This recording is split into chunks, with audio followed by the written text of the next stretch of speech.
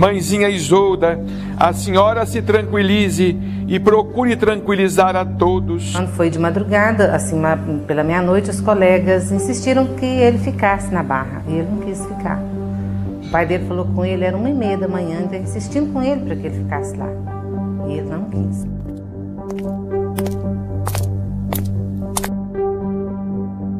Durante a noite eu sonhei que eu capotava um carro, mas assim, no meu sonho eu não via o resultado do capotamento. 4h da manhã, a hora que eu acordei, uma voz me dizia assim, para mim era uma voz, para mim era uma sobrinha minha que falava, tia, hoje eu vou levar o Daniel lá para casa. Aí eu ainda falei assim, tudo bem. E o telefone tocou, era uma chamada a cobrar. Eu atendi, era a mamãe, e ela foi direta, ela não, simplesmente comunicou que o Daniel tinha sofrido um acidente. Semana antes do acontecimento, ele falava assim para minha mãe, hoje é o 3º dia que eu estou sonhando que tem um boi me pegando. A gente nunca está preparado para receber esse tipo de notícia. E quando foi à noite, na sexta-feira, ele falou assim, vamos ver se esse boi vai me pegar hoje. Estar aqui nesse mundo simplesmente para viver e morrer não se explica.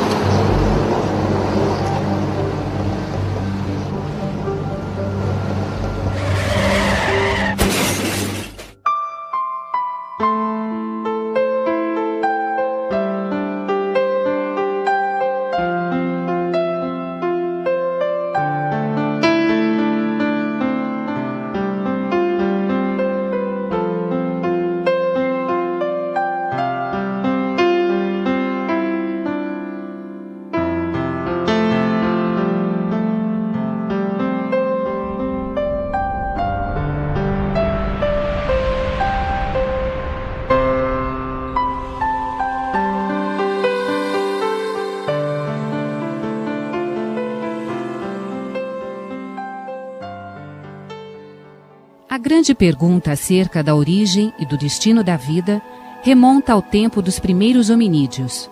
Seres que, segundo a ciência, não foram um casal caído em desgraça por haver comido inocente fruta. Como é que surgiu a raça humana? É o próprio processo da vida.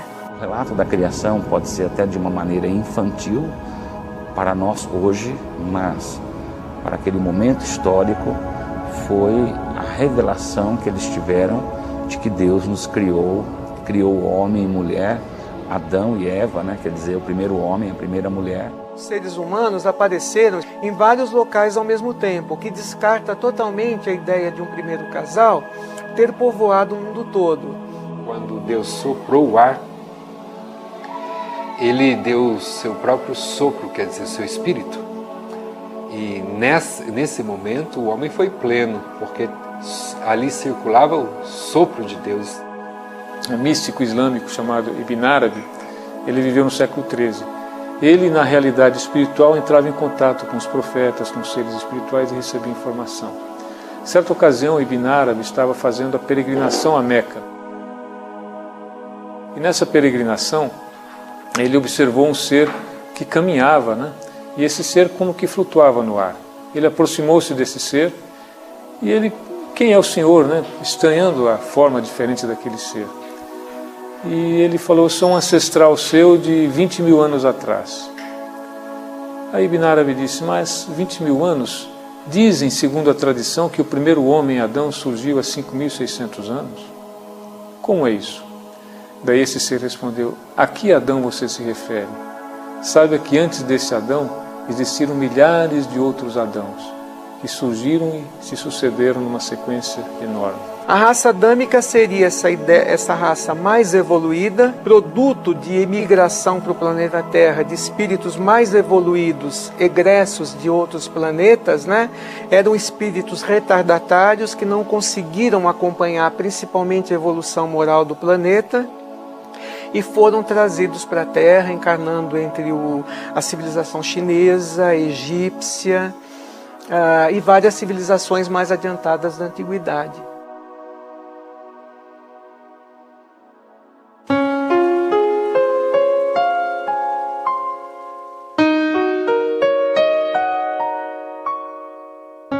Século XXI. O povo caminha por entre as ruas da Cidade Luz e muitos ainda discorrem acerca da mesma pergunta feita um dia pelos distantes parentes das cavernas. De onde viemos? Para onde vamos? Na busca humana para a compreensão dos grandes enigmas existenciais, nasceram as religiões.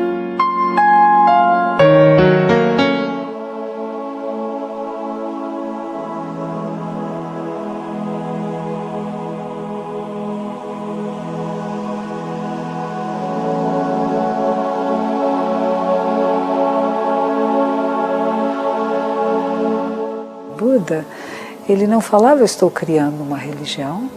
Ele diz, eu encontrei a verdade. E a minha vida é esse contato com a verdade.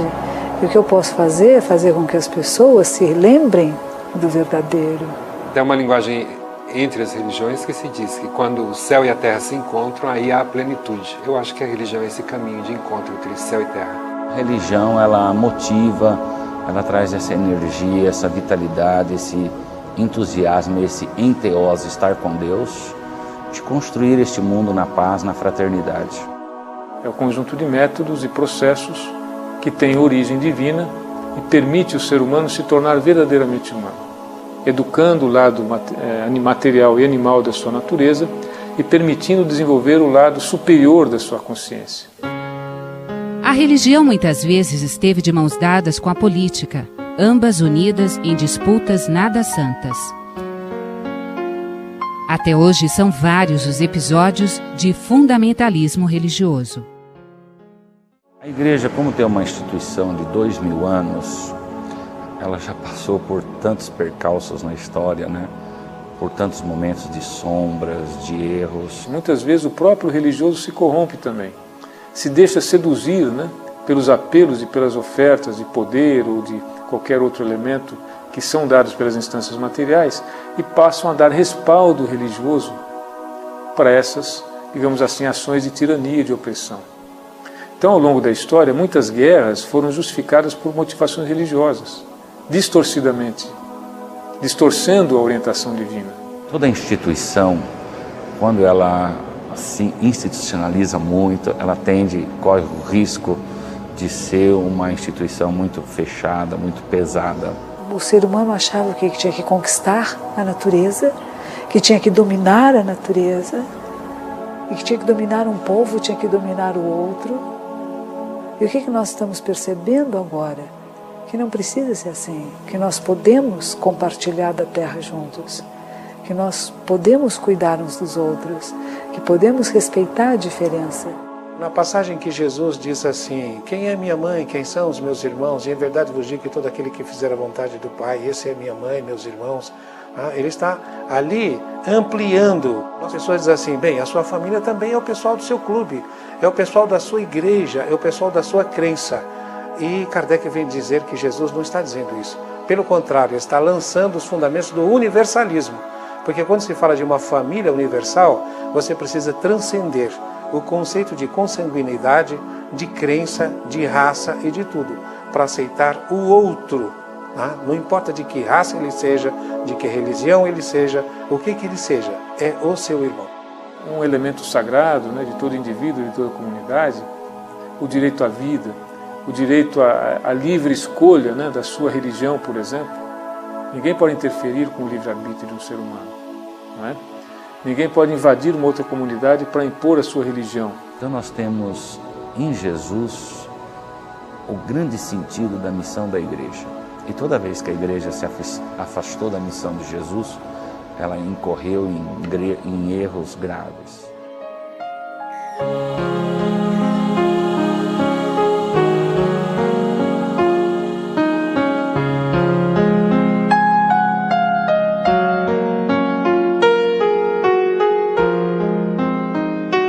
Se foi na Europa que houve um dos mais cruéis desvios da mensagem cristã, Foi também no Velho Mundo que a essência democrática e libertadora de Jesus começou a ser resgatada. E foi a intelectualidade europeia que revolucionou o pensamento humano ao convidar o homem para o raciocínio e a experimentação, em busca de verdades que à época eram inexplicáveis e interpeláveis. E diante dessa exaltação à razão, neste momento, surge inclusive a autonomia, né? Porque é um momento de autonomia de pensamento, é o momento do livre-arbítrio que Descartes exalta. O pensamento ocidental, ele caminhou por um processo de análise, né? Ele, digamos assim, para você encontrar a verdade de um todo maior, você segmenta em partes e você estuda a parte.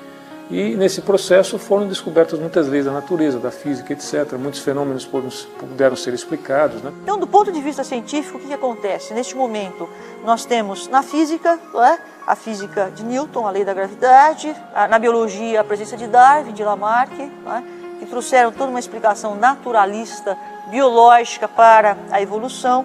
Na química, nós temos Lavoisier, que já houve uma preocupação com métodos precisos, no sentido de medir, inclusive, a natureza, essa preocupação quantitativa. E do ponto de vista humanístico, né, e também político, do ponto de vista político, nós temos a presença de Marx, que exalta a dialética marxista, né, justamente naquele contexto materialista. Quer dizer, o ser humano começou a ter capacidade de prever eventos materiais e, nesse processo, ele esqueceu da existência de Deus. No século XIX, a ciência se distanciou totalmente de Deus e falar de Deus na ciência seria, assim, um pecado mortal. Todo esse processo de análise, de síntese, seja o que for, ele é válido, mas sem prescindir da existência de Deus, que pressupõe, na manifestação de qualquer objeto, qualquer elemento, né, um ser superior, um ser que tem um propósito com a criação. Uma razão obscurecida certamente vai entrar em conflito com um coração puro e aberto. Uma razão escrava da sua falta de conhecimento vai fazer o corpo padecer também. Uma razão que não é cuidada, que não é limpada, tratada, alimentada, é uma razão que não colabora com o crescimento espiritual também. Houve um distanciamento muito grande, quase que radical, entre a ciência e a religião. E que, de certa forma, isso permanece um pouco até os nossos dias. Para se chegar à verdade, se deve duvidar de tudo, mesmo das coisas aparentemente verdadeiras. A partir da dúvida racional, pode-se então alcançar a compreensão do mundo e mesmo de Deus.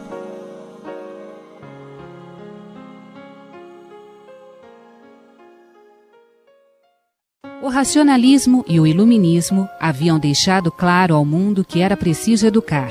Os homens precisavam absorver cultura e conhecimento, capaz de os tornarem melhores para si próprios e para o mundo que habitam. Estava para findar a época do "é assim porque é assim que tem que ser", e só a educação forneceria a chave para a compreensão do mundo e de seus segredos. Desta maneira descortinou-se o caminho para uma nova arte, a arte de ensinar. E neste sagrado labor, um homem gravaria para sempre seu nome na pedagogia. Pestalozzi foi uma luz que se acendeu na terra, foi uma luz que se acendeu na educação porque ele exemplificou. Muitos teorizaram, ele foi e fez a escola, fez várias vezes, acabava por falta de dinheiro, ele não perdia a coragem e refazia, fazia de novo. Ele já queria educação integral. Então ele dizia, é preciso desenvolver a solidariedade, o amor ao próximo, a fraternidade. E ensinava fazendo com que plantasse, amasse a terra, colhesse aquilo que a terra produzia. Era exatamente a visão que o Espiritismo nos traz, do homem completo, do homem integral. Entre os alunos do mestre Pestalozzi, um desenvolveria papel especial na elaboração de uma nova proposta religiosa, filosófica, científica.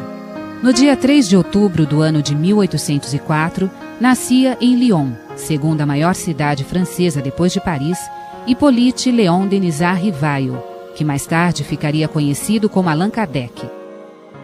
Nascido e criado em um lar católico, o jovem Rivail, aos 11 anos de idade, vai para a Suíça para ser educado em uma escola protestante, o Instituto Yverdun do mestre Pestalozzi.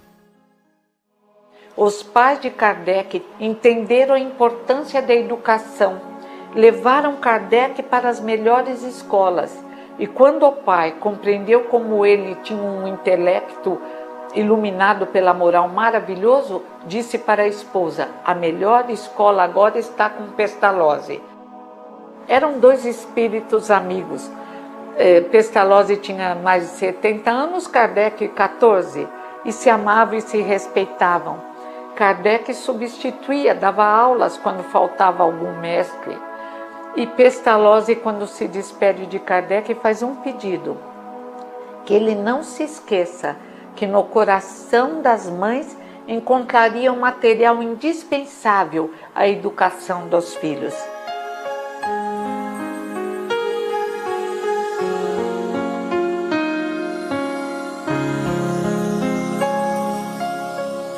O ano de 1822 assinala a hora de Rivaio deixar a Suíça e o mestre Pestalozzi, mudando-se para sob o céu da Cidade Luz. Em Paris, ele passou a viver imerso em um ambiente de grande cultura, e neste universo do saber, o pedagogo conheceu a professora e escritora Amélie Gabrielle Boudet, com quem contraiu matrimônio em 1832. Os pais de Amélie já eram especiais, porque o pai de Amélie mudou para Paris para que ela fizesse o magistério. Amélie tinha a escola onde ela ajudava as crianças e jovens, Kardec tinha a dele. Uniram as duas escolas, formaram um grande instituto. Quem podia pagava, quem não podia não pagava. A instituição Rivaio funcionou neste local até o ano de 1834, quando então passou a ser Lycée Polymatique. Apesar da mudança de proprietário, Rivaio continuou a ser diretor da escola até o ano de 1850. A partir de então, não mais lecionaria. Léon Hippolyte foi de uma inteligência prodigiosa. Ele tem vários livros que eram aceitos na Academia de França. Livros sobre a língua pátria, a língua francesa, livros sobre a aritmética. Os livros de Kardec, bem como os de Amélie, foram retirados. E o trabalho dos dois foi praticamente embaçado, coberto pela rejeição dos supostos cientistas e filósofos que achavam que eles haviam enlouquecido. Nós observamos em Kardec uma pessoa extraordinariamente preparada. Ele conhecia astronomia, ele conhecia física, química, biologia. Enquanto Messier Hippolyte se via às voltas com a pedagogia, do outro lado do Atlântico, na cidade americana de Hydesville, a família Fox se preparava para dormir. Na casa habitavam o casal Fox e seus 7 filhos. A residência havia mudado de dono por 3 vezes nos últimos anos. 2 outros ex-proprietários abandonaram a cabana por julgarem ser aquele um lugar mal assombrado. Era noite de 31 de março de 1848. De repente, os Fox passaram a escutar misteriosos ruídos, similares a arranhadas e palmadas desferidas contra as paredes da residência. Kate Fox, uma menina de apenas 7 anos, em sua espontaneidade infantil, desafiou a força invisível a repetir o som de suas palmas.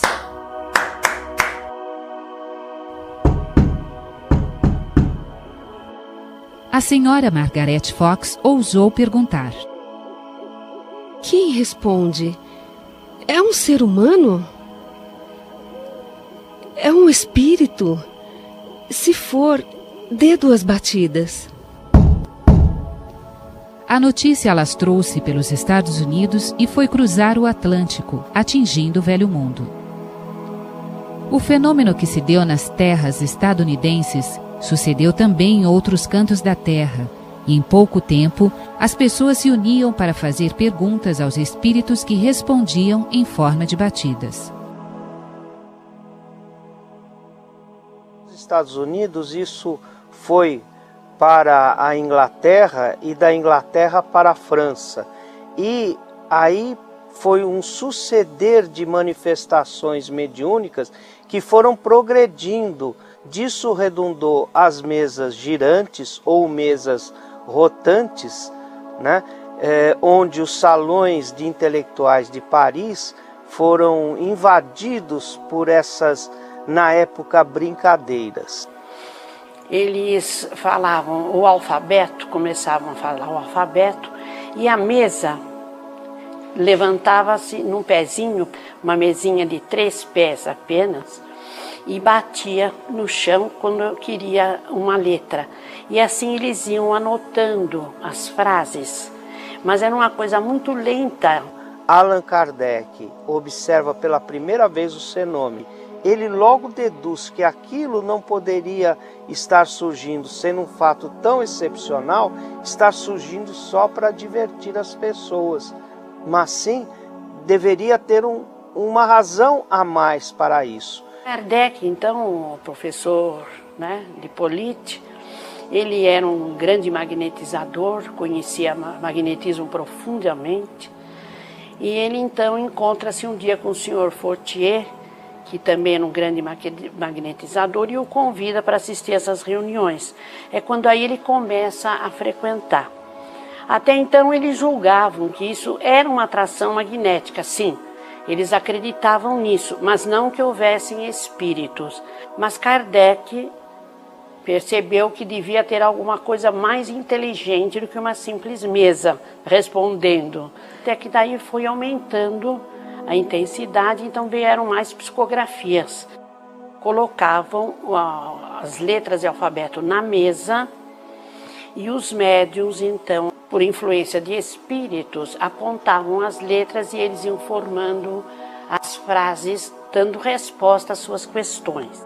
Isso foi evoluindo para depois chegar até a psicografia como nós conhecemos hoje, que o próprio médium ele é atuado pelo espírito que escreve por sua mão. Muitas vezes por sonambulismo, onde o médium entra em transe, às vezes é ditado através da audição. É difícil de um médium explicar, porque parece que os espíritos falam dentro da cabeça dele e ele então escreve. É como se eu chegasse a escutar o pensamento de tal forma que eu não saberia dizer a você se de fato está sendo pensamento a pensamento ou se eles estão falando aos meus ouvidos. A senhora recebeu uma mensagem do filho. Do meu filho, do meu único filho, Anderson Ribeiro. Querida Mamãe Pascualina, o Senhor seja louvado. Estou aqui, mãezinha, com a vovó Maria das Dores e venho apenas com o propósito de tranquilizá-la. Não se preocupe, estou me recuperando. Estava chovendo demais, o carro derrapou e enfiou debaixo de uma carreta. De fato, ninguém teve culpa, nem eu, nem o motorista da carreta. Morreu na hora, foi uma estupidez, uma coisa que nos pegou assim e que nos deixou realmente no chão. O carro derrapou na pista molhada e de repente a rodovia se transfigurou em um imenso túnel no qual me vi levitando. É como se a vida tivesse acabado, embora eu já seja espírita há mais de 30 anos, já era antes dele nascer, ele partiu com 27 anos, né? Para mim, a hora do meu testemunho foi muito difícil. Não senti dor alguma. Aos meus ouvidos, apenas o barulho do impacto e aquela estranha sensação de leveza. E hoje, com essa mensagem que eu recebi aqui, eu só vim mesmo a confirmar tudo aquilo que eu acredito, mas que eu preciso dar meu testemunho, de parar de chorar, de parar de sentir, porque realmente a morte não existe. A princípio, Imaginei que estivesse delirando ou sendo vítima das consequências das pancadas que recebi por todo o corpo. A mensagem de hoje disse uma coisa interessantíssima que eu não falei, que ninguém sabia. Especialmente à altura do tórax e da cabeça. Que o choque foi todo no tórax. Na certidão de óbito dele deu. A morte foi por dilaceração das vísceras por ação contundente. Hemorragia interna por dilaceração das vísceras por ação contundente no tórax. E na cabeça também, porque ele quebrou o nariz, inchou muito, ficou um pouquinho deformado. Então só veio mesmo a confirmar que a morte realmente não existe.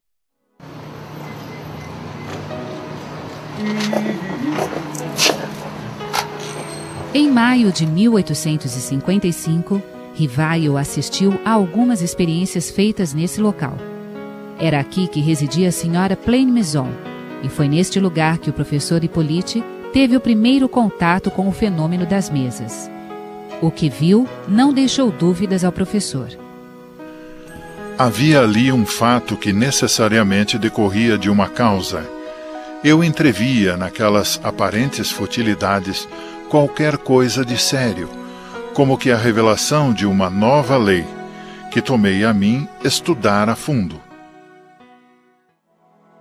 Ele que era um racionalista e usou o método racional de experimentação para estudar os fenômenos, ele começou a organizar as perguntas. A pesquisa que ele fez para fazer as perguntas, aí mostra o trabalho dele, né, a sensibilidade dele. Kardec recebia de várias regiões da França, da Europa e até de outros continentes, respostas de perguntas dadas pelos espíritos. Resposta que ele confrontava com as respostas de outros espíritos através de outros médiuns. Ele faz às vezes 2, 3 perguntas de maneira um pouco diferenciada, mas sempre com o mesmo objetivo. Ele fazia o trabalho de tudo submeter ao crivo da razão, né? Ponderação, análise crítica, etc. Vendo a concordância, ele começou a ver que tudo aquilo lá tinha um corpo de lógica suficiente para que ele começasse a desenvolver a codificação espírita. Kardec é o codificador. Codificador significa, ele fez uma série de comentários, mas ele codificou o ensinamento dos espíritos. Aquilo que um espírito disse num determinado lugar, outro disse no outro. Ele pega uma série de mensagens, são milhares de mensagens. Ele tinha que receber as respostas daquela pergunta e fazer comparativamente o estudo para ver a coerência. Depois, então, com as respostas, é que ele redigia a resposta ele. As anotações feitas por Hippolyte tomavam a proporção de um livro, e no silêncio da noite parisiense, ele compilava os textos daquele que seria o primeiro livro espírita.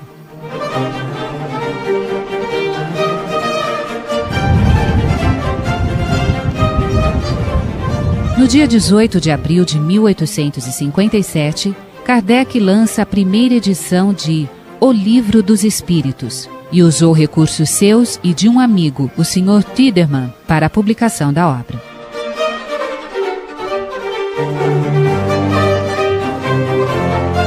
O lançamento do livro foi feito na Libraire d'Anty, uma livraria localizada na Galerie d'Orléans, dentro do Palais Royal, lugar frequentado pela nobreza e a intelectualidade francesa. Em sua história, o Palais havia sido palco da companhia de teatro de comédia do inesquecível Molière. Entre as paredes do Palais, também ecoaram as sinfonias do maestro e compositor Jean-Baptiste Lully. E foi neste lugar que brilhou para o mundo o Livro dos Espíritos. O Livro dos Espíritos é a semente, é aquilo que é o núcleo da doutrina espírita.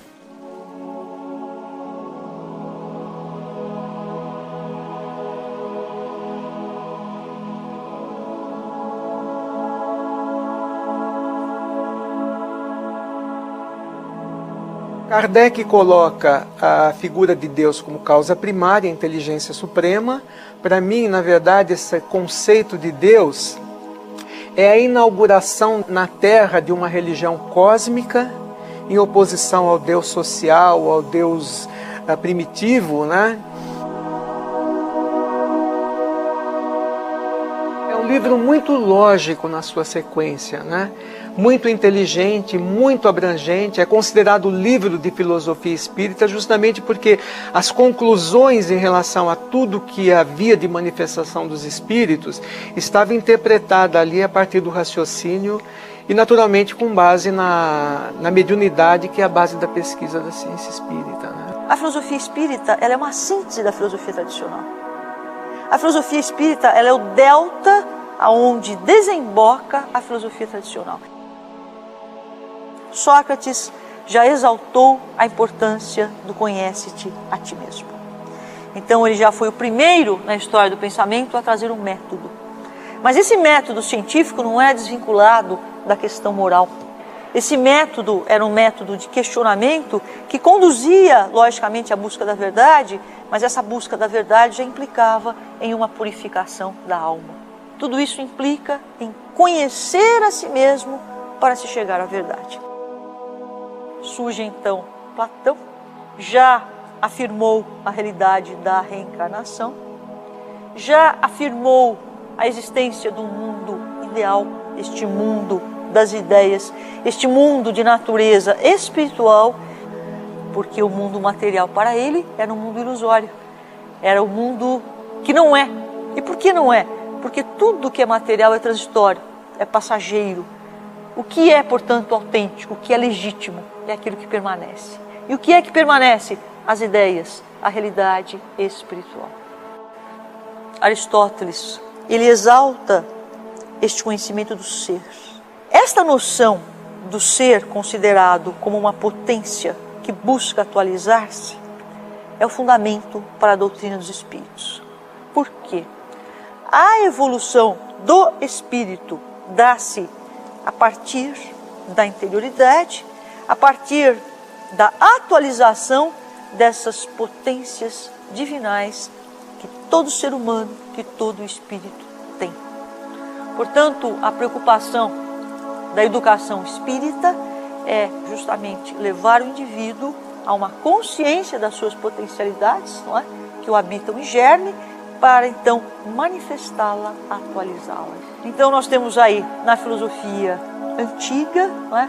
Toda a base para a filosofia espírita.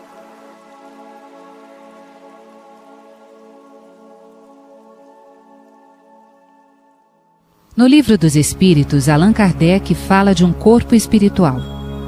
Atualmente, o projeto Genoma parece se aproximar deste corpo descrito por Kardec e o determinismo genético pode estar com seus dias contados. O determinismo genético é uma doutrina científica que dizia o seguinte: o ser vivo é determinado pelos seus genes. Então, você fazendo uma comparação, esperava-se que o ser humano tivesse mais de 100 mil genes. Por que ele tinha que ter mais de 100 mil genes? Para explicar a complexidade do ser humano em relação aos outros animais, mesmo em relação aos outros mamíferos. E no final do projeto Genoma, eles inicialmente proclamaram que a espécie humana teria entre 35 e 40 mil genes. Houve uma recontagem recente, a última, que foi a quarta, são 25 mil genes, né? Isso criou um problema para o determinismo genético, porque uma larva duodenal, né, um parasita intestinal humano, tem 19 mil genes. Um pé de milho tem 30 mil genes, né? Se você comparar o ser humano com o macaco, o chimpanzé, que é mais próximo do homem do que o gorila, a diferença de genes é menor que 1%. E aí, como é que você vai explicar? Você não consegue explicar a diferença de complexidade entre o homem e o chimpanzé pelo número de genes. Tem alguma coisa por trás disso que está determinando essa complexidade, e não são os genes. Alguma coisa que é capaz de manipular os genes para que eles trabalhem de uma maneira mais eficiente ou menos eficiente, para que eles sejam ativados ou suprimidos, né? aí você vai obrigatoriamente ter que cair nesse conceito de espírito. Porque, em última análise, a gente vai conceituar espírito como sendo a inteligência, a individualidade que determina aquele ser vivo. O que é o espírito? E os espíritos respondem a Kardec: é uma chama, é uma luz, porque ele não tem formato. Quem dá a forma é o perispírito. O paradigma espiritualista, ele admite o homem composto de um corpo físico, um corpo espiritual e a alma. Então, o corpo físico e o corpo espiritual, eles existem ao mesmo tempo em duas dimensões diferentes. O Dr. Décio Iandoli Júnior, cirurgião e professor de Fisiologia da Universidade Santa Cecília em Santos, defende por meio de seus estudos que o perispírito, tal como é descrito por Kardec, age diretamente sobre o corpo de carne. Os estudos do médico resultaram no livro Fisiologia Transdimensional. Você falar da fisiologia transdimensional seria você entender como funciona, né, a relação entre o corpo espiritual e o corpo físico, entre essas duas dimensões. E o perispírito, ele traz para nós, infelizmente, às vezes, né, as sequelas daquilo que fizemos de errado em outras encarnações. As enfermidades, quantas vezes nós vemos crianças que já nascem com problemas, mas nós sabemos que são espíritos que tiveram muitas existências, mas que infelizmente tiveram falhas morais, né? E eles então sobrecarregaram o perispírito com isso. Os seus perispíritos ficaram danificados, profundamente danificados. Eu acho que só da medicina admitir a reencarnação como lei biológica vai ser uma grande revolução. Porque, para começar, que você já vai começar a fazer o seu raciocínio fisiopatológico de maneira diferente. Você vai começar a perceber o seguinte, que a verdadeira medicina, a medicina ideal, que é aquela medicina profilática, preventiva, você vai conseguir fazer ela quando você começar a atuar no corpo espiritual. Porque quando a doença chegar no corpo físico, já é mais difícil de você tratar. No futuro, quando você puder fazer um diagnóstico do plano espiritual, quando você conseguir fazer um diagnóstico no perispírito do doente, o teu conceito de saúde extrapola o corpo físico. Então é o que hoje o Espiritismo diz. Às vezes um paciente que morre de câncer, você diz que ele não conseguiu se curar, às vezes ele se curou através do câncer. Então ele sai daquela encarnação com uma harmonização espiritual, com uma consciência que ele não tinha antes. Esse é o conceito de saúde do futuro, né? E aí você caminha para o que a gente chama de medicina do Cristo. Porque a partir desse momento você começa a perceber que o mais importante é você estar bem com você mesmo. E você vai descobrir que para você estar bem com você mesmo, você tem que auxiliar o outro, você tem que aprender a amar. Se você aprende a amar, você não vai mais se ofender, você não vai mais se magoar, que são os grandes problemas da humanidade hoje, né? A autoestima, né? O ódio, a raiva, a vingança, tudo isso te desarmoniza, te desorganiza, diminui tua imunidade. Então, no final, a gente vai chegar à conclusão de que, para você resolver os teus problemas, você tem que seguir a orientação do Cristo.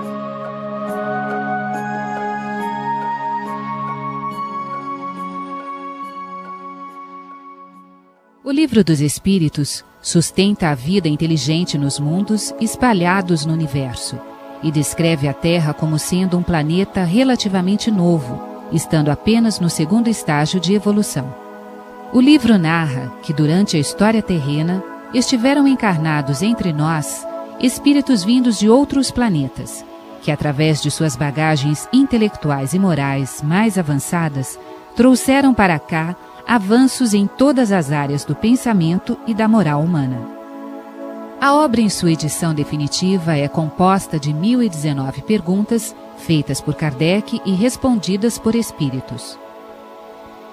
A linguagem científica e inovadora do trabalho editorial iluminou as mentes abertas da época. O astrônomo Camille Flammarion, o grande poeta Victor Hugo, o escritor Théophile Gautier e o pensador Leon Denis, entre outros tantos, se sentiram atraídos pelas revelações contidas em O Livro dos Espíritos. O próprio imperador francês Napoleão III, sobrinho do conquistador Napoleão, convidou Kardec para um encontro visando conhecer de perto as ideias defendidas pelo professor. Nos primeiros dias do ano de 1861, Kardec lança a segunda obra espírita, O Livro dos Médiuns. O livro é considerado uma continuação do anterior e foi estruturado de forma a abordar com profundidade a mediunidade. Na introdução do livro, Kardec escreve: A prática espírita é difícil, apresenta dificuldades que somente o estudo sério e completo pode prevenir.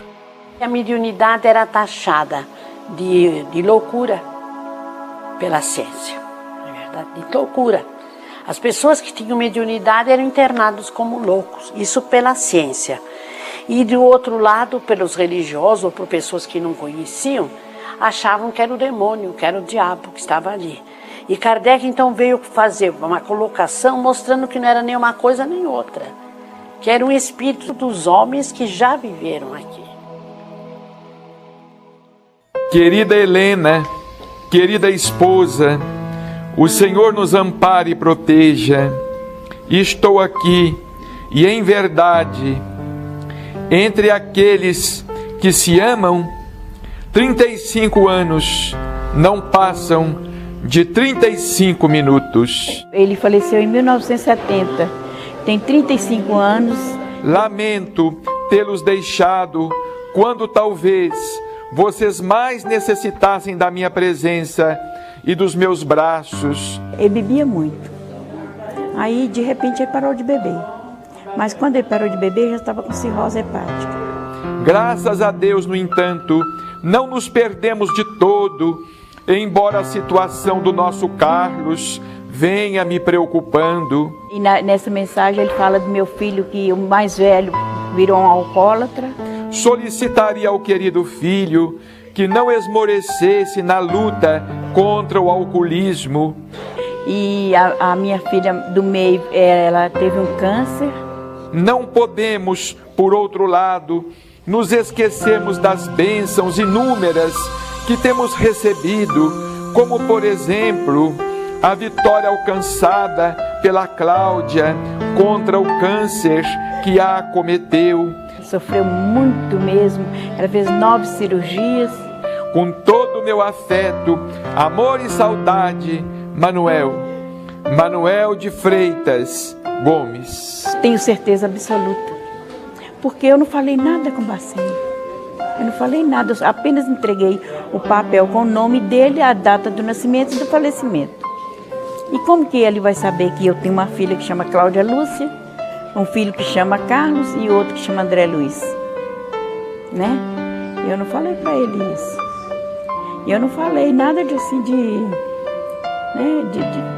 que possa distorcer, né? E ele fala tudo aqui, como que foi, como que tá a minha vida, né? Vivendo com o filho que tá bebendo. Eu não falei pro Bacelli que... eu falei que eu tenho um filho que bebe. E tem uma filha que teve um câncer. Mas ele fala tudo assim, detalhadamente. E eu, mais que me prova, sabe o que é? É porque no final da mensagem, a caligrafia é do meu marido. Olha aqui pra você ver. Olha, aqui. Essa caligrafia é dele. Isso mais me impressionou. Essa caligrafia é do meu marido.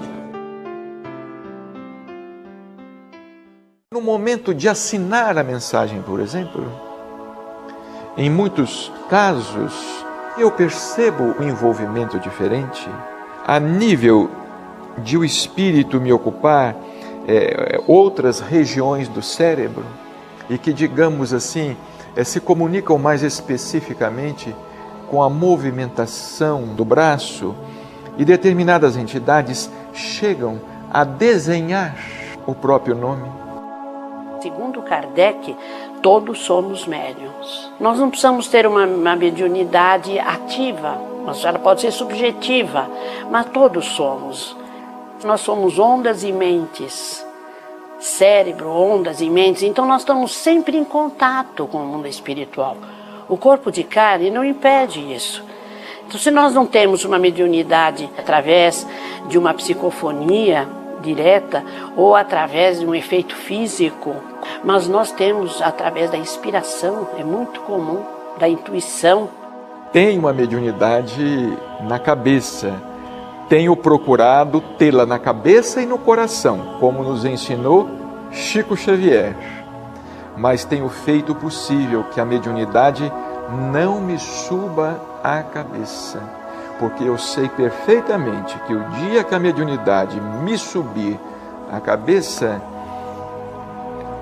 ela será obsessão, será desequilíbrio, e eu cairei assim como uma folha seca cai de uma árvore ao sopro da brisa mais leve. Psicografia, sonambulismo, aparições, materialização de objetos e de espíritos são descritos na obra, de forma a deixar claro como ocorrem e para que existem. A publicação descreve um ambiente em que os espíritos e homens estão em constantes relações uns com os outros, em um mundo dividido por diferentes estágios materiais que se complementam e interagem.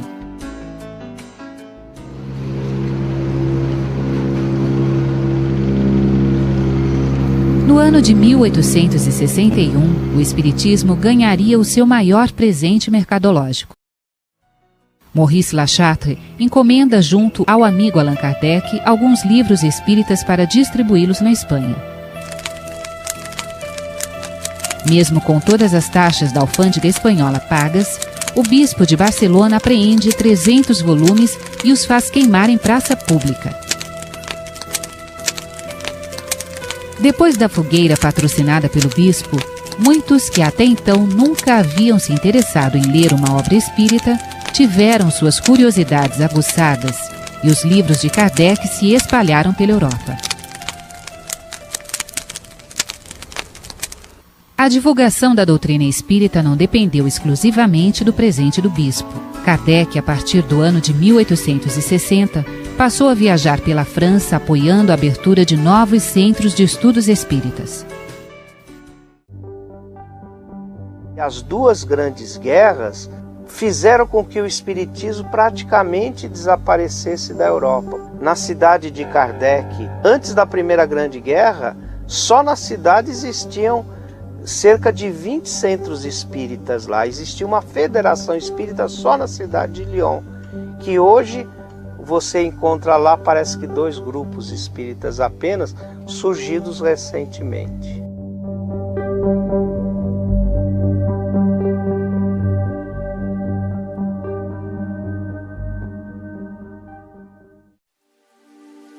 Fora da caridade, não há salvação.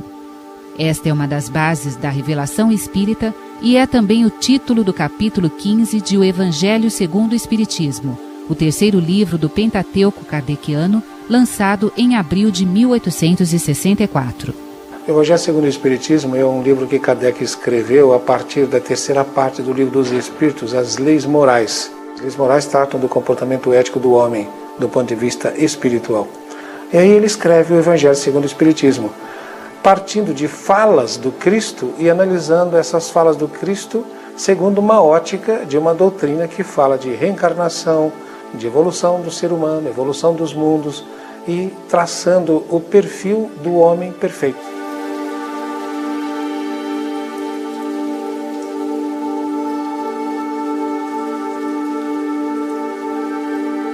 O médico não cura. Aliás, ninguém cura ninguém. Você está lá para auxiliar, para conduzir o doente à cura. Tanto que Jesus disse, né? A tua fé te curou. Quando ele fazia os tais milagres, que na verdade não eram milagres para a nossa visão. Ele estabelecia uma nova harmonia para o paciente agradecia a ele e ele alertava, não fui eu que te curou, foi a tua fé. Vá e não peques mais, ou seja, você continua suscetível. Eu te harmonizei, mas se você não entrar numa nova escala vibratória, isso vai voltar, ou vai voltar de uma outra maneira. Em cada capítulo, Kardec tem uma estrutura. Via de regra, ele começa com uma citação de Jesus, ele faz comentários, e o final é instruções dos espíritos. Espíritos que foram os doutores da igreja, como Santo Agostinho. O Kardec mostra que os espíritos que estão trabalhando junto com ele na codificação do Espírito, eles eram advindos da igreja.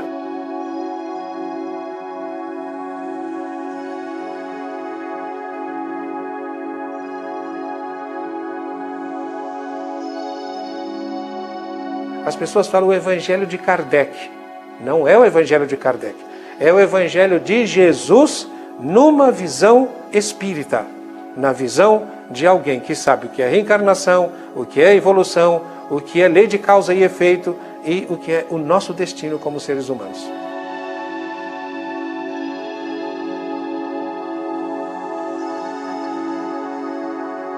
Mediunidade é a mediunidade com Jesus, uma mediunidade de amor, de caridade, de orientação. E Kardec veio trazer ao mundo a mediunidade com Jesus.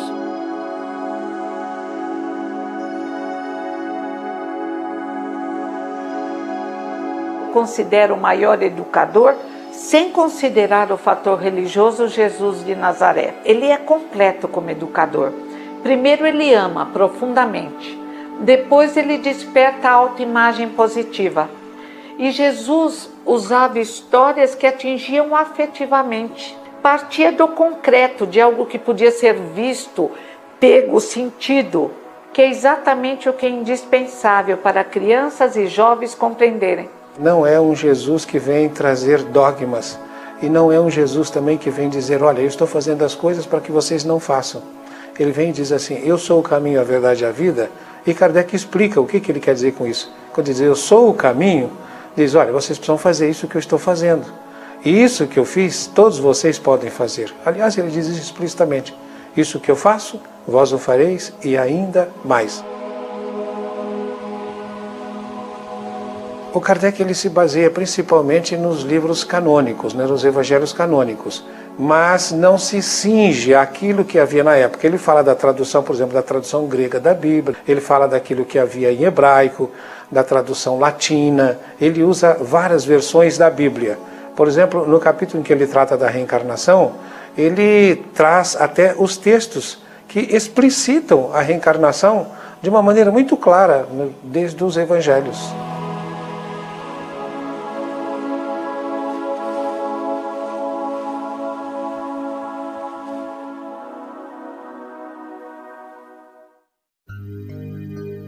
Kardec recebeu dos espíritos a informação de que Deus se encontra o tempo todo em processo de criação e que todos os reinos e espécies estão em constante evolução.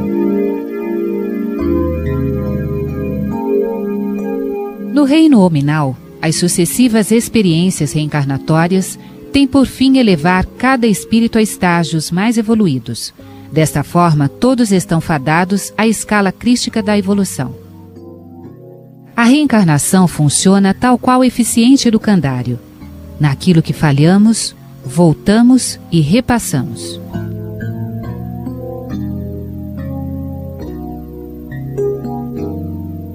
Os livros espíritas incomodaram Roma de tal forma que no ano de 1864, no catálogo de livros proibidos, a Igreja Católica Apostólica Romana incluiu o Livro dos Espíritos, o Livro dos Médiuns e o Evangelho segundo o Espiritismo.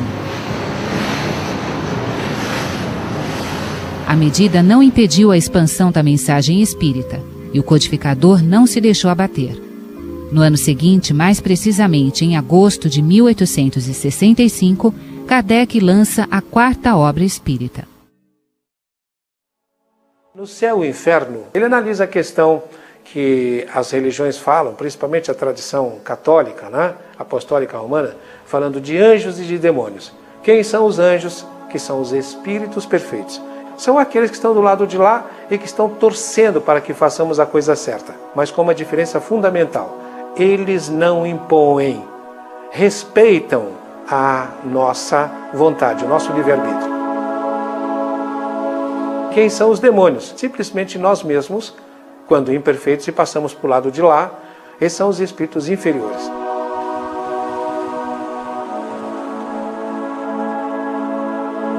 A localização do céu, do inferno e do purgatório não é uma localização espacial, mas é uma localização consciencial. Nosso pensamento, ele conduz fluidos qualificados de acordo com aquilo que nós somos como espíritos. A nossa onda mental, ela transita pelo meio ambiente fluídico. Por sintonia, ela se associa com ondas mentais na mesma campo de vibração que a nossa. Quer dizer, dependendo da consciência da pessoa, ela carrega o inferno consigo. Nós que trabalhamos com saúde mental sabemos que é exatamente assim. Algumas pessoas, elas estão absolutamente felizes, perto de outras absolutamente infelizes. E dentro desse processo de pensamento, nós recapturamos essas ondas mentais acrescidas do mal ou do bem que caracterizou a nossa primeira emissão. Nós temos no mesmo lugar, às vezes numa mesma sala, o céu, o inferno, o purgatório, todos esses espaços que a igreja colocou em espaços diferentes. Então o bem volta para nós multiplicado, o mal volta para nós multiplicado dentro do mesmo raciocínio. Certa feita eu estava num carro com um amigo, muito querido, que é um pastor evangélico.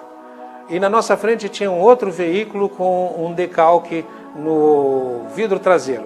E estava escrito assim: os olhos de Deus estão em todos os lugares. Aí eu perguntei, ele falou assim: tá vendo, doutor? Olha lá. Eu peguei e falei para ele, gozado, né? Então os olhos de Deus estão também no inferno? Aí ele ficou em dúvida, como é que ele ia me responder? Eu disse, você não tem dúvida, porque lá está escrito que está no inferno. Então os olhos de Deus também estão no inferno. Não dá para negar, né? O senhor é lógico, né? Está no inferno. Então se está no inferno, Deus vê a criatura dele sofrendo eternamente lá no inferno e não faz nada? Que Deus é esse? Então isso aí contradiz o próprio conceito de Deus. Será que Deus castiga alguém? Deus é um pai de amor, de justiça, mas de amor. Ele não castiga ninguém, pelo contrário, Ele nos dá a oportunidade de repararmos isso, por isso nos dá a nova oportunidade de vida. Seria castigo se nós realmente, quando terminássemos uma existência, ficássemos eternamente sofrendo no local, né, como ainda alguns dizem. Aí seria horroroso, seria um castigo medonho, mas não. Agora, os olhos de Deus estão em todos os lugares, também no inferno, meu querido e minha querida. Mas esse inferno que está dentro da sua cabeça, Deus está aí com você. No momento em que você decide, tá bom, eu abro a porta. Se você está batendo, eu vou escutar a sua voz, eu vou te abrir, eu vou te convidar a entrar. Entre e ceie comigo.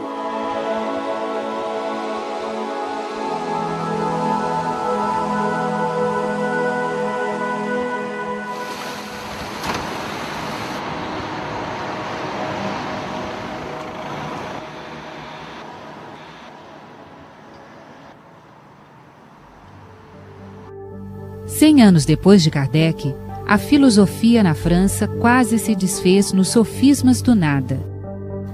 O novelista e teatrólogo francês Jean-Paul Sartre e sua escola passaram a defender a tese materialista de que o túmulo é o fim da vida. O que caracteriza, portanto, os nossos tempos? Vamos viver o agora, não é? Vamos viver a vida, porque depois praticamente não existe. Então, essa concepção de um limite existencial gera angústia, gera um conflito no ser humano. Nós vemos nas últimas estatísticas do Brasil que vem aumentando o número de pessoas sem religião, né? Eu tenho um pouco de dificuldade de entender que o ser humano não acredita em nada, a gente vive de crenças. Eu posso entender que as pessoas não entendam numa imagem de Deus, ou não entendam numa perspectiva religiosa, isso sim. Dá para perceber que existe e até cresce nesses dias que a gente vive, mas o ser humano acredita. Às vezes, tantos desentendimentos entre igrejas, de uma ficar falando mal da outra, agredindo a outra, e que isso faz com que as pessoas começam a perceber que a religião realmente não tem sentido se entre eles não se entendem. Há uma ilusão nossa achar que o mundo material concreto que nós tocamos, vemos, ouvimos, sentimos, cheiramos, né? que ele é a variável independente. Na realidade, ele é a variável dependente. Dessa forma, o espírito, na realidade, é uma realidade que se impõe sobre a matéria. A matéria em si mesma é inanimada. Eu conheço algumas pessoas que dizem que não acreditam em Deus e que não têm religião, mas que tem uma prática de vida, um testemunho melhor que o nosso, melhor que o meu. Então, eu acho que sempre passa pelo testemunho. Jesus, no Evangelho, deixa bem claro, né, que eu posso estar até fora da religião, de um círculo institucional religioso, e ser salvo pela minha prática do amor, da justiça, da caridade. Será que dentro de nós também não tem um pedacinho que duvida? E como é boa essa dúvida, porque essa dúvida nos leva à procura. Não sei, não acredito, preciso procurar. A gente fala procura, eu encontro. E o encontro é a procura. Se eu dizer eu já sei, pronto, acabou? Não, eu duvido, não acredito. Tá bom, você não acredita, então me prove. Uma vez perguntaram para o Dalai Lama se eram cientistas, querem que o senhor prove para ele que a reencarnação existe. Ele disse, não, eu quero que os cientistas me provem que ela não existe. Sartre, que era materialista, não acreditava, achava que o indivíduo depois da morte acabava, ele dizia, mas é uma pena, nunca o indivíduo vai se realizar como projeto, porque a morte o nadifica. Se nós formos ver o Evangelho, todos aqueles princípios, aquela sabedoria de um valor inestimável, tem como fim último o quê? Uma existência feliz. A morte não nadifica, a morte não existe. O indivíduo continua e consegue eclodir em todas as suas potencialidades luminosas, como quer o Espiritismo, em todas as suas perfectibilidades, como quer Kant, através das várias encarnações. Nós somos seres de situação, temos a nossa família, o nosso trabalho, o nosso contexto, o nosso momento cultural. E é este momento que a filosofia espírita também aplica-se na medida em que ela explica por que sofremos, de onde viemos, para onde vamos. O mais importante é que esse tempo que nós passamos aqui, a gente possa ter uma grande comunhão de diálogo, de colocar nossa vida a serviço. E depois da nossa morte, nós entregamos realmente nas mãos de Deus. Se Sartre defendeu o existencialismo materialista, foi sua amada Simone de Beauvoir quem deixou claro para o mundo a dor que invade a alma do incrédulo ao se aproximar dos braços da morte. Detesto pensar no meu aniquilamento. Penso com melancolia nos livros lidos, nos lugares visitados, no saber acumulado e que não mais existirá. Toda música, toda pintura, tantos lugares percorridos e de repente, mais nada.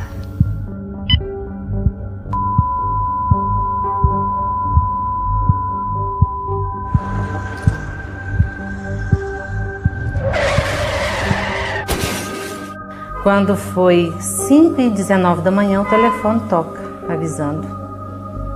Alguém pegou o celular dele e ligou para nós, perguntando se o Leone, né, que foi meu marido que atendeu, se era ele o pai do Daniel. Ele falou, sou. Aí ele falou, então o senhor venha rápido, porque ele sofreu um acidente aqui, a caminhonete acabou.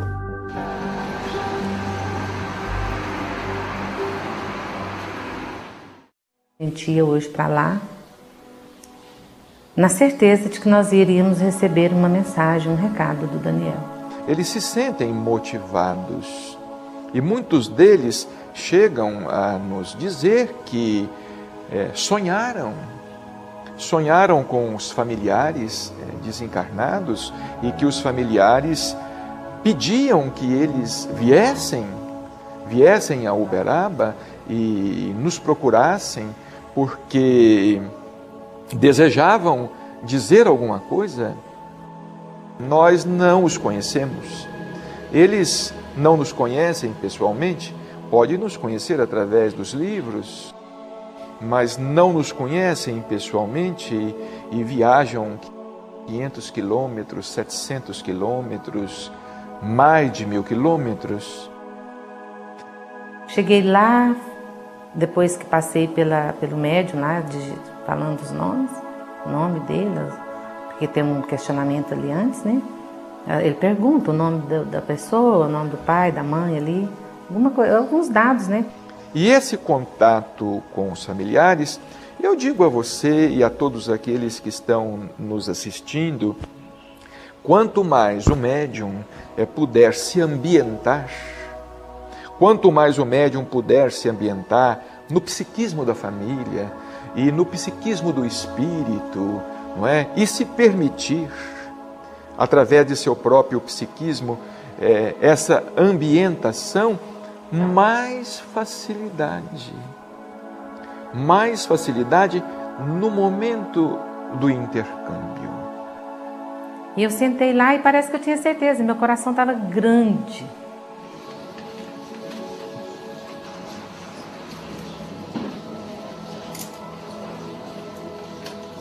Querida mamãe Isolda e papai Leone. Ele às vezes fala, mãe, para que preocupar com morte, mãe? Morreu, acabou. A senhora vai ver, eu vou morrer, ó. Não é nada. Aí eu sei que ele ainda disse assim, não lembro como que ele disse ali. A morte de fato não existe.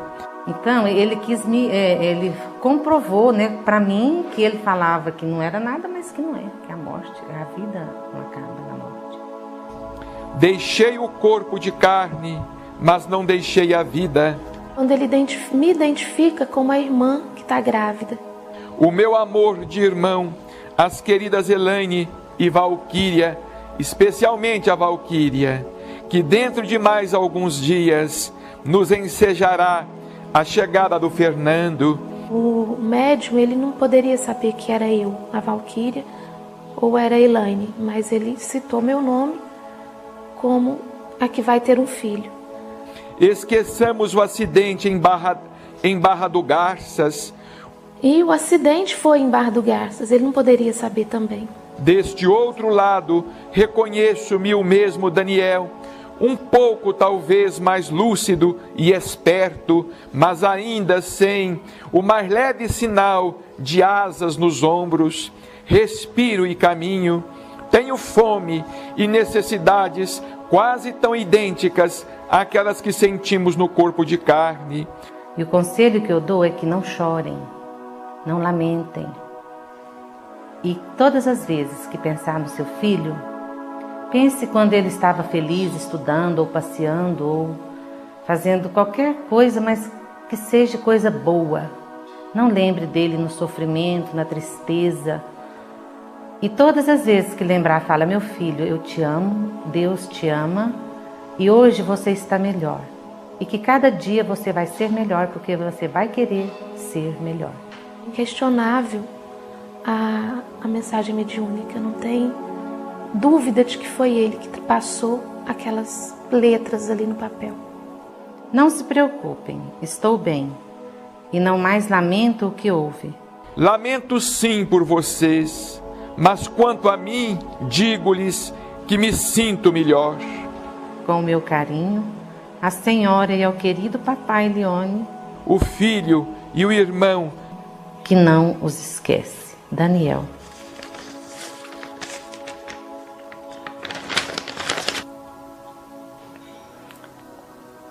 É muito bom.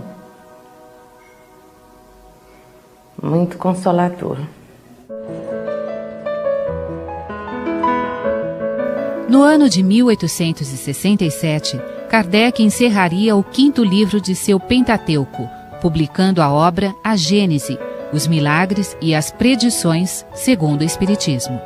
Gênese é um passo a mais na compreensão e entendimento das consequências e aplicações do Espiritismo. E a Gênese inova, inclusive, conceitos que estão no Livro dos Médiuns. Quando eu digo inovar, corrige mesmo, e conceitos também que estão no Livro dos Espíritos. E está bem coerente com o método de Kardec, né? Se vier algo novo que me prova que eu estava errado, eu modifico. E na Gênese ele já fez 2 ou 3 modificações.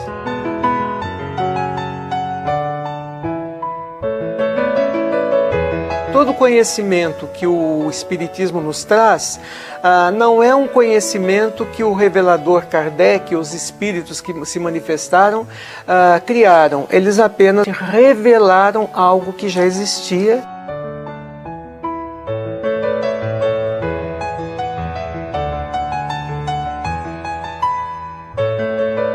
A primeira revelação veio através de um único homem, ser espiritual encarnado, Moisés. A segunda revelação, nós continuamos mantendo a centralização num único indivíduo, Jesus, o espírito mais evoluído que nós conhecemos na Terra. Mas a terceira revelação, ela teve por origem a coletividade dos espíritos que está se manifestando. Por isso a introdução do livro A Gênese é bastante taxativa. Essa manifestação coletiva de espíritos não pode ser modificada por opiniões pessoais de espíritos desencarnados ou encarnados. Traduzindo em miúdos, a obra complementar, ela não pode modificar aquilo que a coletividade de espíritos nos trouxe.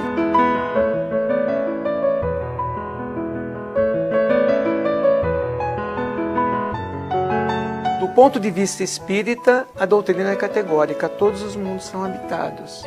E a lógica da criação, Deus não faria nada de inútil, não é? Se Ele cria mundos por toda parte, é justamente para dar o suporte material para que os espíritos possam, através das reencarnações, nesses diferentes mundos de várias categorias evolutivas, acelerar o seu progresso espiritual, né?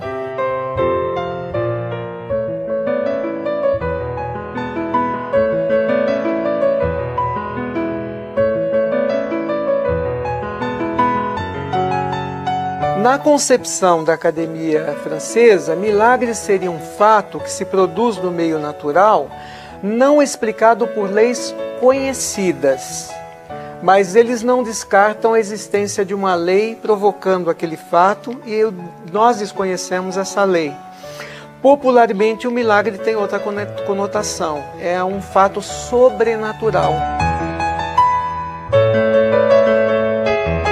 Um livro essencialmente científico que defende teses para a explicação de alguns pontos obscuros da experiência humana. A Gênese Espírita destrói o milagre na acepção pura da palavra e explica no conhecimento das leis naturais todos os prodígios da criação. Um livro que apresenta ainda um super Jesus. Não super em passes de mágica, mas em conhecer e aplicar as leis abrigadas na física, na química, na biologia, bem como em todas as outras tantas leis divinas. Kardec diz, Jesus não multiplicou os pães no sentido físico. Para multiplicar os pães, ele precisaria ou criar pães a partir da materialização do fluido, e esse pão fabricado por Jesus não teria efeito proteico, né? Então, Jesus estaria enganando o povo, olha, esse pão é alimento e não é. Ou ele teria que provocar um fenômeno de aporte, trazer pão de algum outro lugar. Jesus também não ia tirar pão de ninguém, né? Então a ideia de Kardec é que não houve uma multiplicação física dos pães, o que houve na verdade é a palavra do Evangelho levando às pessoas o pão espiritual, e as pessoas recebendo o pão espiritual e diminuindo o seu estresse, a sua agitação, a sua desesperança, automaticamente reduziu a fome. No ano de 1869, Kardec morava neste lugar, juntamente com sua esposa Amélie. E foi aqui que no dia 31 de março, um aneurisma o levou de volta à pátria espiritual. Quando Kardec desencarna, Amélie realizava um trabalho em favor das senhoras pobres da periferia de Paris. E as amigas de Amélie não vão buscá-la. Kardec havia desencarnado. Elas acharam que Amélie choraria durante um mês. Não. No dia seguinte, Amélie falou: vamos visitar as nossas amigas, vamos continuar levando mantimento, roupinha para as crianças, cuidando daqueles que realmente sofrem. A semente que brotou na terra de Napoleão acabou por germinar em solo brasileiro. Na pátria do Cruzeiro, muitos foram os que trabalharam para a continuação da mensagem codificada por Kardec. Um português de nome Manuel Gonçalves, que trouxe o primeiro livro dos Espíritos em português para o Brasil no ano de 1866. Assim como o Espiritismo surgiu na França através dos intelectuais, também aqui no Brasil foram os intelectuais que introduziram o Espiritismo. ele era praticado na corte por pessoas nobres. Os espíritas interferiram social, histórica e politicamente na formação do povo brasileiro, a ponto de mudarem a Constituição e permitirem que cada cidadão brasileiro possa escolher a sua religião, possa ter o seu pensamento religioso. E também nós lutamos como espíritas pela abolição da escravatura, pela proclamação da República, que eram pensamentos de vanguarda que trouxemos da Europa. Das Minas Gerais, um matuto de nome Francisco Cândido Xavier, que cursou apenas até o 4º ano do ensino primário, inundou o mercado literário com mais de 400 obras, atribuídas a muitos espíritos. Foram livros que passaram pelo terreno da poesia, contaram histórias vividas em longínquas épocas e outros que trafegaram com desenvoltura acadêmica nos campos da astronomia, da medicina, da física quântica. O espiritismo, para mim, tem dois grandes corpos, Allan Kardec e o Chico, através de Emmanuel, André Luiz. São 400 livros, ele traz muita informação ali. A gente não pode deixar de falar de André Luiz. Eu lembro a primeira vez que eu li a Evolução em Dois Mundos, e eu tive uma dificuldade enorme de entender algumas coisas que ele estava falando, e eu fui pegar os meus livros de neurologia, de neuroanatomia, de fisiologia, para conseguir entender o que ele estava colocando ali.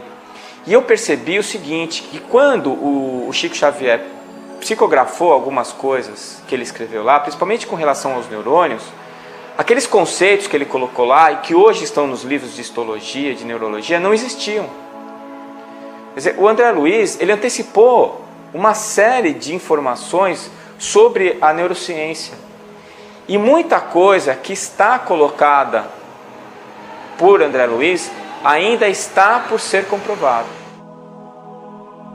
Muitos livros espíritas foram traduzidos para outros idiomas, rompendo barreiras geográficas. Portugal e Espanha, que tinham movimentos espíritas muito consistentes, eles foram totalmente cortados. E na Espanha, por exemplo, até tortura de espíritas aconteceu durante as ditaduras de Franco e Salazar em Portugal.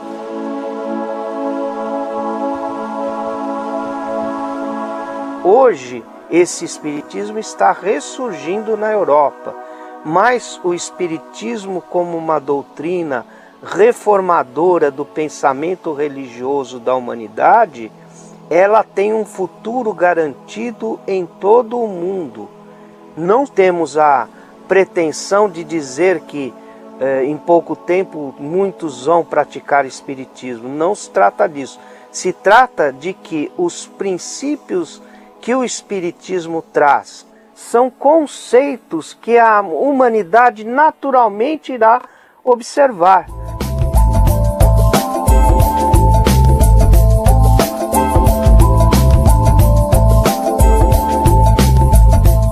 A revelação espírita ergue um verdadeiro multirão de solidariedade.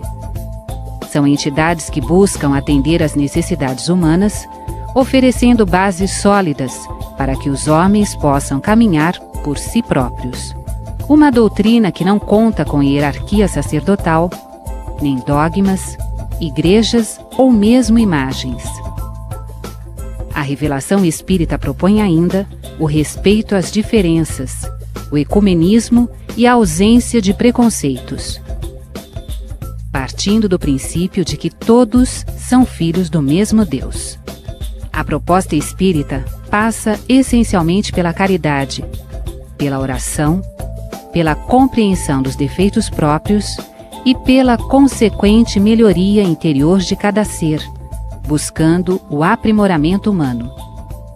Aprimoramento que, segundo o Espiritismo, se consegue através das múltiplas reencarnações.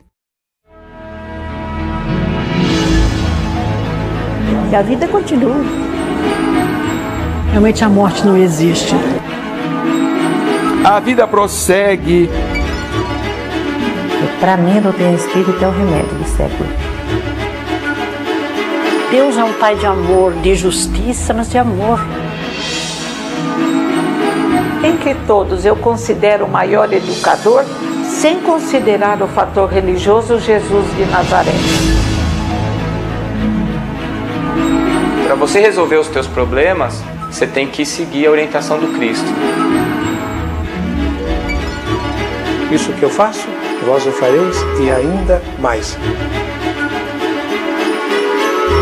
Kardec veio trazer ao mundo a mediunidade com Jesus.